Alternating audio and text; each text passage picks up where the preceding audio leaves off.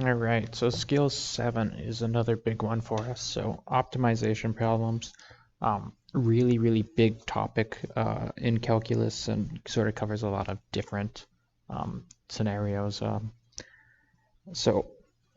going to cover quite a bit of between the lesson and the practice, quite a bit of different options. There's tons and tons of variations of these problems.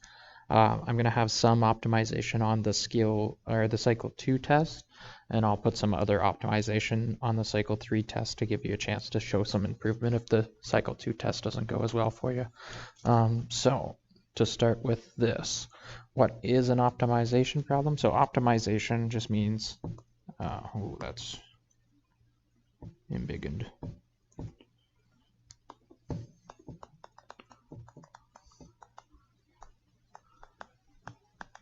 Finding the best possible option, so the best possible way to do something. So for companies, they want to find their maximum profit, they want to find their minimum cost,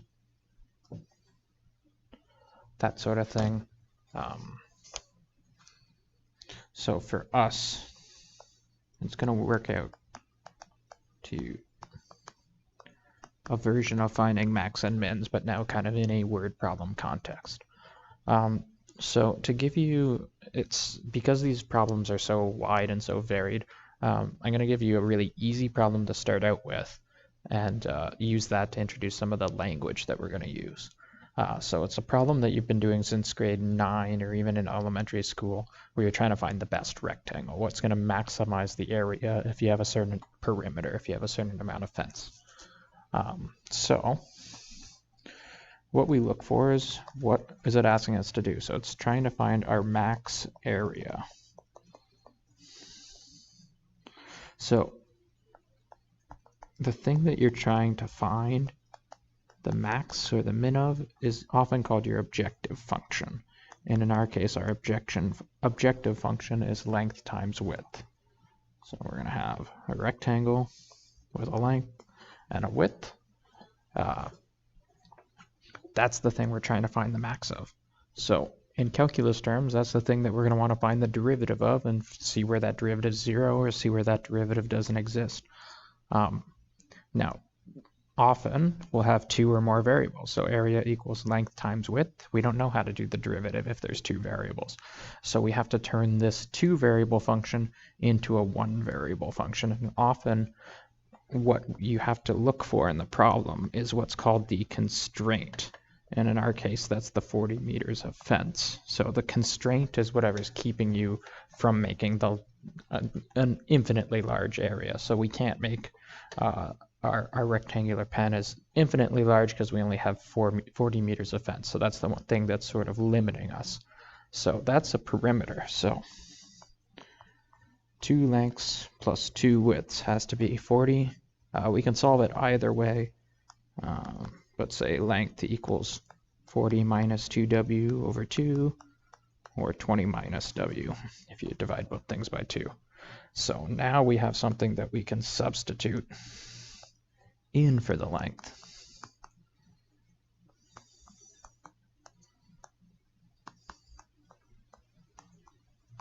And now that's something that we can take the derivative of.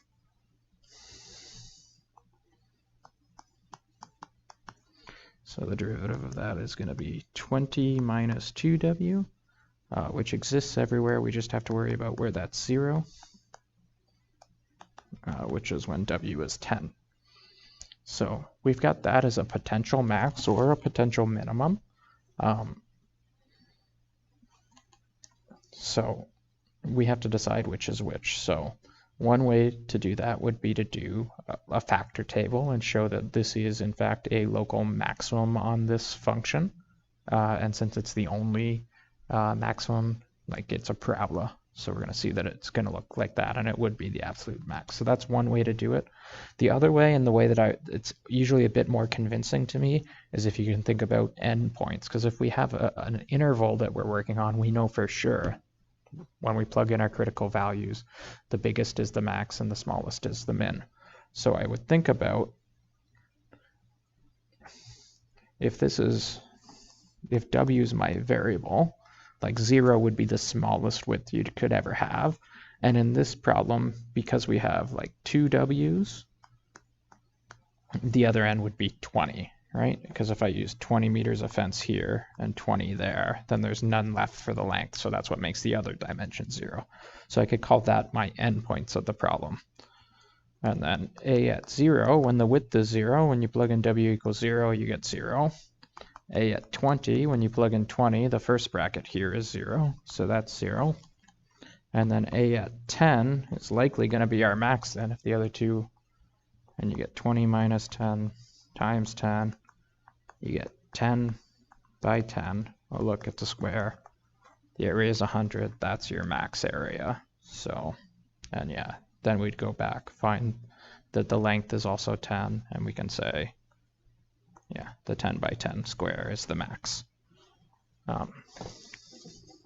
So again, the math here wasn't difficult. I'm just trying to get you into this sort of looking at what's my objective. That's the function I'm trying to make.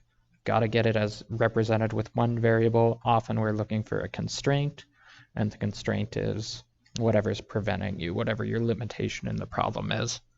And then if you can bound that variable on a certain interval, then you can convince me without any question at all that you have for sure found the maximum value of that function.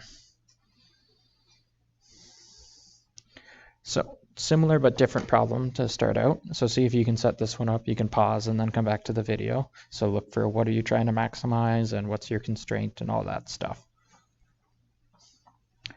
So we've got 500 meters of fence. Built along the river, so we only need to put fence here.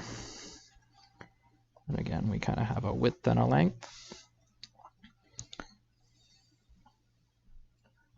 Largest area, so our objective is to max our area, which is going to be length times width again. Our constraint, and you don't have to use these words objective and constraint. I'm just using this to try and give some semblance that they're all the same, but you don't have to be writing these out. Is that 500 now has to be 2 W's plus 1 length. So we've got 2 W's of fence, only 1 length because the water's on the other side. So length is 500 minus 2W. I can sub that up there.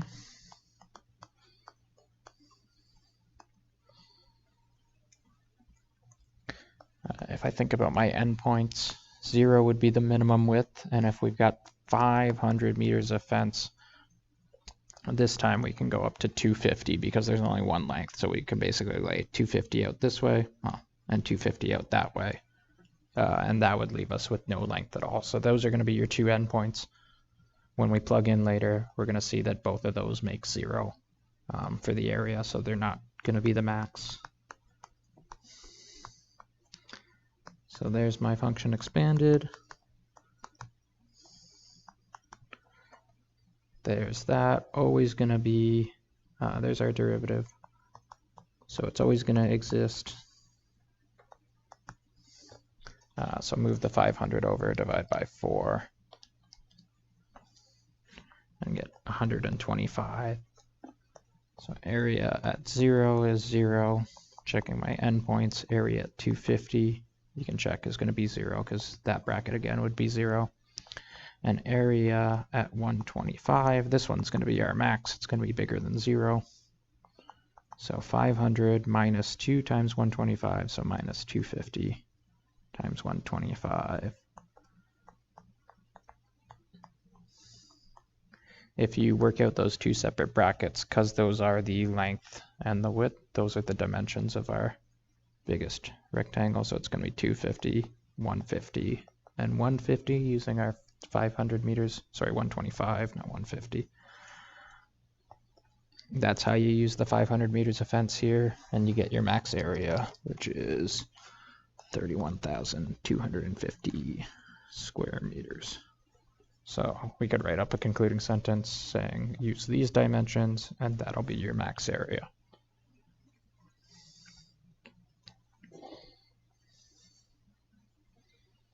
Okay. So next one up, again, you can see if you can do the setup, see if you can get to your objective function, and then watch the video and see if I've got the same thing, and then you can do your derivative and finish and see if you get the same answer as me. So go ahead and pause and work on that, and then come back to me.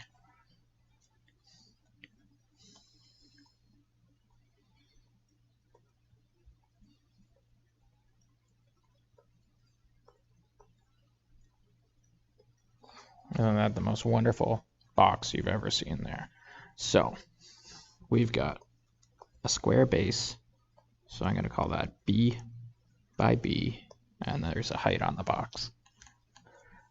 No top on the box, and we're given 2,700 square centimeters of cardboard, and we want the largest possible volume. So we're trying to max our volume, which is length times width times height. So for this one, it's going to be B squared times height. That's the thing we're trying to maximize. Our constraint is the surface area. And so the surface area of this box, since it's open top, you've got just the bottom, which is B squared. And then you've got 4 sides that are all the same. The sides of the box are all B times H. So you get, there's my 5 sides of the box. And it is going to be equal to 2,700. Now, in the previous problems, like here, it was better to solve for length because you don't have to divide by 2, but really you could solve for length, you could solve for width. It wouldn't be that much different. This one, definitely way easier to rearrange and solve for height because there's only one H in this thing. But if you're solving for base, you'd have to deal with the B squared and the B separately, and you'd have a big ugly mess. So to solve for height, you're going to move that B squared over and divide by 4B, and that's going to be your height. So that you can drop in here in your objective function, and your objective function then would only have B's, so you'd be able to do the derivative.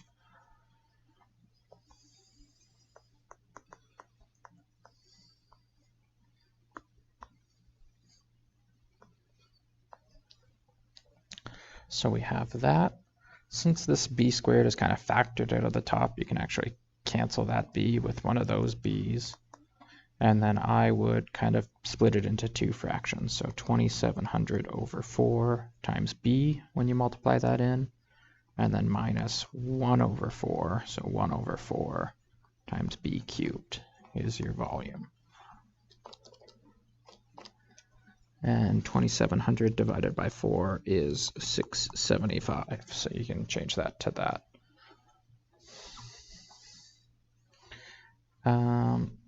So this one here, 0 is going to be your smallest base. So I'm making a range for B because that's my variable that's left over, thinking about endpoints.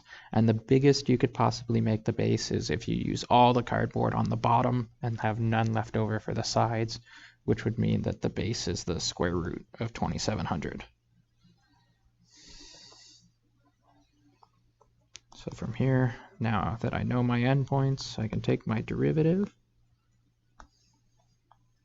and get that. Again, quadratic, it exists everywhere, no issues there. We're going to solve where it's 0. I'm going to jump way over here and get 3/4 B squared equals 6,750. So B squared is 4/3 times 675.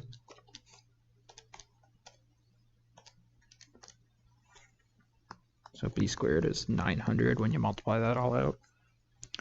So B is then taking the square root and remembering you technically get a positive and a negative, and the square root of 900 is 30.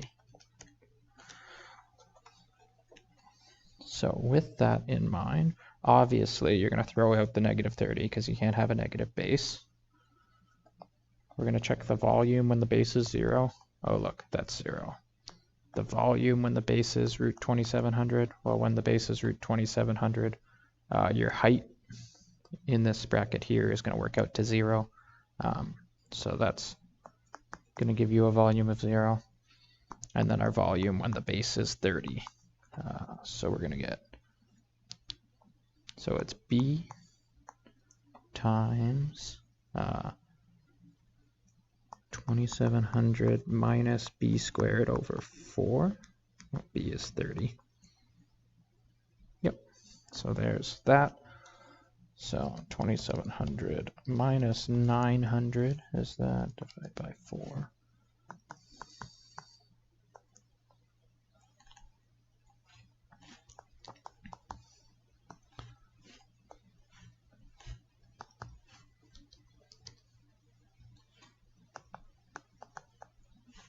So there is your max volume, 13,500. What did it ask us for? What is the largest possible volume? So that would be your largest possible volume. If it asked for the dimensions, you'd actually have to plug the 30 into this expression over here. So 900 divided by 4 times 30, 7.5. So 30 by 30. Oh. By 7.5, there's the dimensions.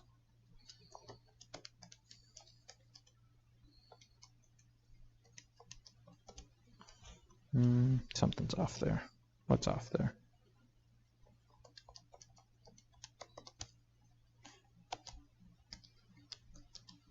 Oh my.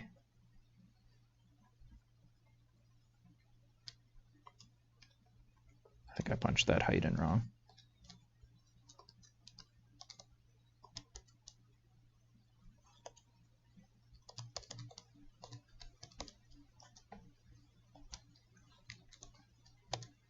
Yeah, 15, not 7.5. I don't know what I did to do that.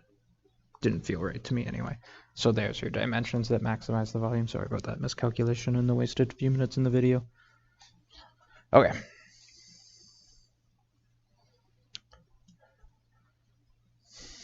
And taking another trip down memory lane, we've got one of these problems you've been doing since grade 10 quadratics, one of these ticket problems. So as one price goes up, the amount of people goes down.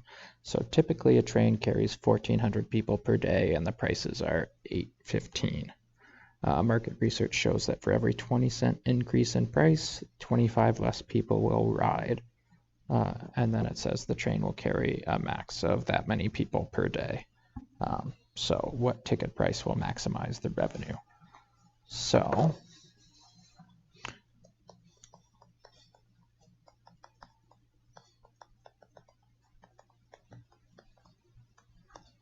if you remember back to grade 10 and grade 11, your X is always the number of price increases because your revenue is going to be the cost of the ticket times the number of people.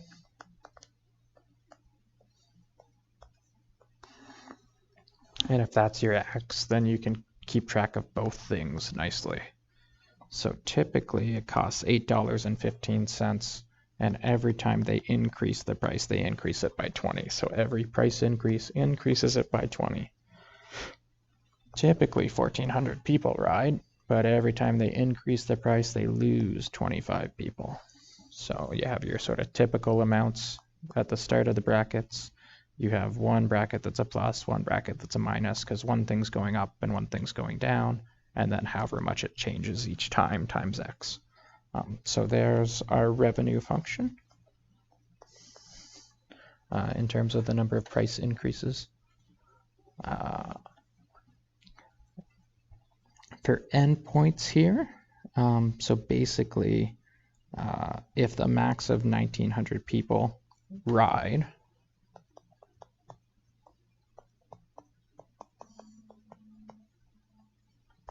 so here we're figuring out our endpoints.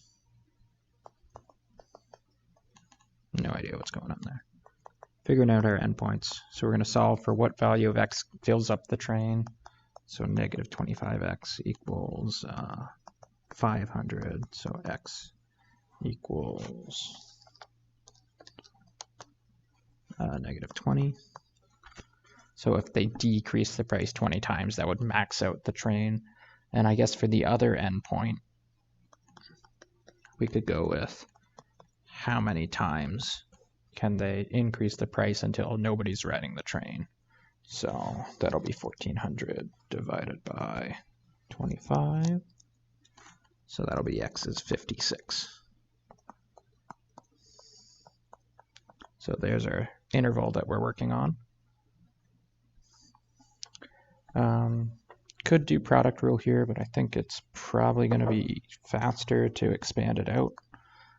So we're going to get 815 times 1,400 is a big number. We're going to get 0.20 times 1,400, and then minus 25 times 815.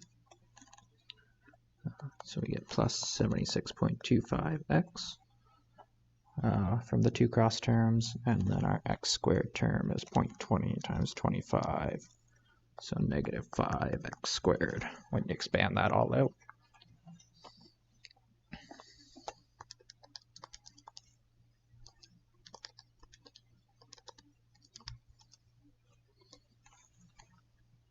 So then we can do our derivative. We get 76.25 minus 10x. So we're going to solve for where that doesn't exist. It always exists. We're going to solve where that's 0. So bring the 10 over, divide by 10, and you get x equals 7.625. And then we can evaluate what that means. So since we're looking at a number, since we're dealing with such a large number of people, I think we can just keep the decimal, because we'll get a weird price and we'll have an estimate of how many people that'll be a decimal, but it would be fair to round that off to 8 as well. Either way. So we need to plug in negative 20. When it's negative 20, we're going to get 815 minus 0.20 times 20. So $4.15 for the tickets. That should give me 1,900 people on the train, because that was the endpoint that filled the train up. 415 times 1,900 is $7,885. We need to plug in 56. But we know that empties the train, so it's going to be some amount of money times no people and give you a profit of 0. And then R at 7,626.25. So 815 plus 0.20 times 7.625. So $9.68 if we round off. And the amount of people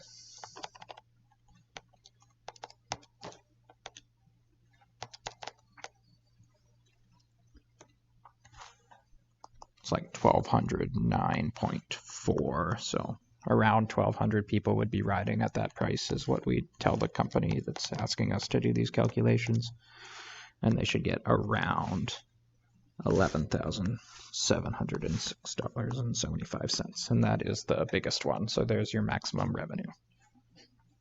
Hooray! All right, last one. Manufacturing company is building a new cylindrical storage tank in one of their factories. The tank must have a volume of 2,000 cubic meters. That's a big tank. The material for the bottom costs $6 per square meter. The material for the top, $3.75, and the material for the sides is $4.75 per square meter. What dimensions would minimize the cost of the tank? So we've got our storage tank. It's got a radius and a height. Then here, minimize the cost of the tank. So we're looking for the minimum cost.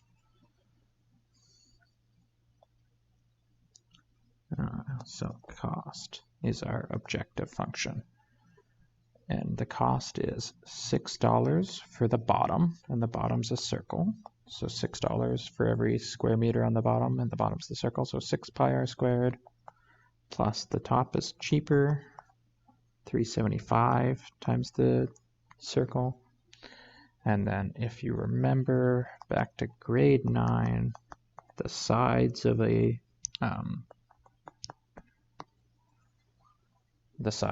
cylinder are 2 pi r h, gives you the area of the sides of the cylinder. And then I'll just gather some like terms. So we get 975 pi r squareds, and then 9.5 pi r h. There's our objective function. Now it's got two variables. It's got r and h in it. So we got to look for our constraint. What's making it so that we can't just make the cost 0 is they actually have to build a tank, and the tank has a volume of 2,000.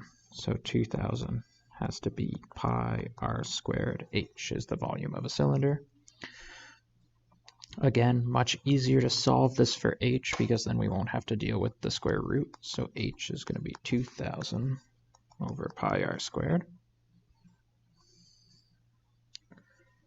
And we can plop that in to our objective function.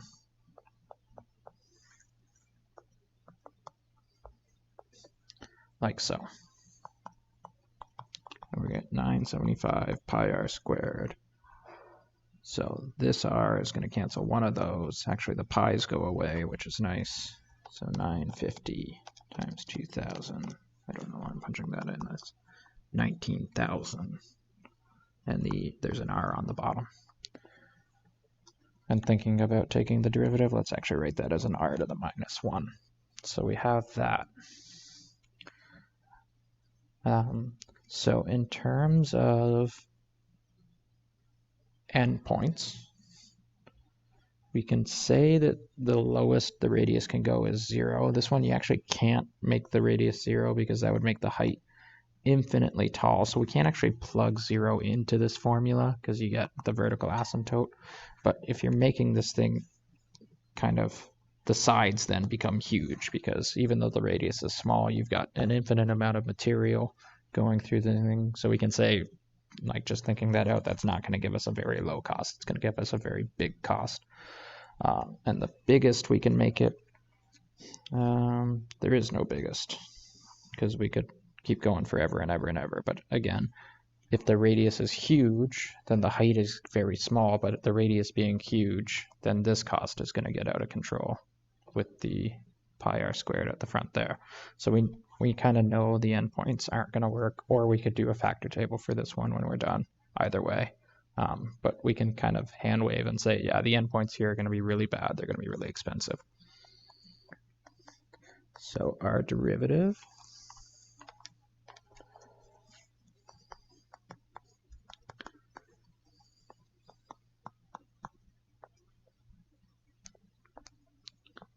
is going to look like that. So the exponents come down in front, you lower them by 1. I'm going to turn that into an over r squared.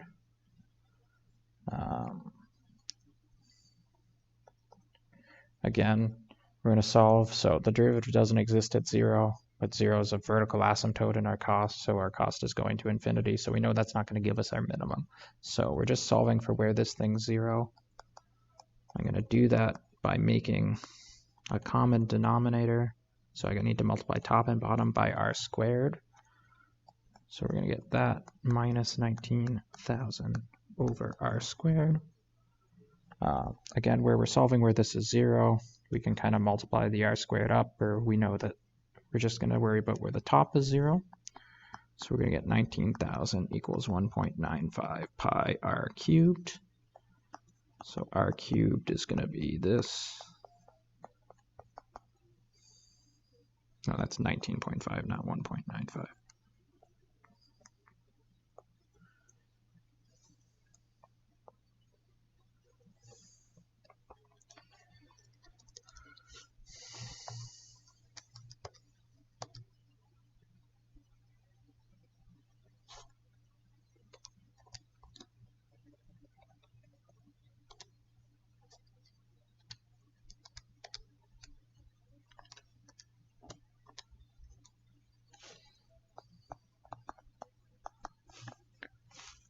So r cubed equals that. We're going to take the cubed root of both sides. You don't get a plus or minus when you do a cubed root because a negative cubed is negative and a positive cubed is positive. So when you're cube rooting a positive, you only get a positive answer. Cubed root. And I get like 6.8 if I round that off. So what dimensions maximize the volume? We know if you did a factor table, you could prove that that's a max, but we know that things near 0 are going to make the cost bad because that's your vertical asymptote. An infinite radius is going to make the cost bad because then your base is going to, so really big radius, I shouldn't say an infinite radius. So you know that that's going to be your minimum there. You can hand wave that. So it asks for the full dimension, so we have to plug it into there.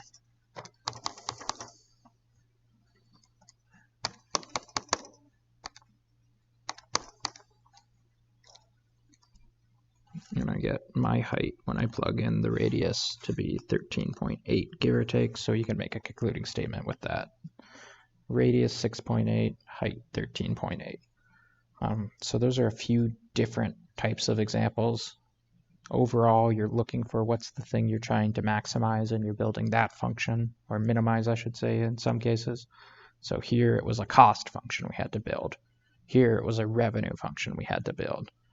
Here it was a volume that we wanted the largest volume. And then you're looking for the other information in the problem, which is usually called the constraint, to help get that function down to one variable. So you can do the derivative, set it equal to 0, and do all that fun stuff with it. So you can make a few notes to yourself if it's helpful for you. So the first one, basically that blah, blah, blah explanation I just did. The second one, you're looking to either figure out what the endpoints would be or do a factor table of the derivative to show that it's going to be a max or a min. So you can take a go at this one. So that's lifted right from your grade 10 second quadratic test. See if you can get that one set up. And then there's a lot of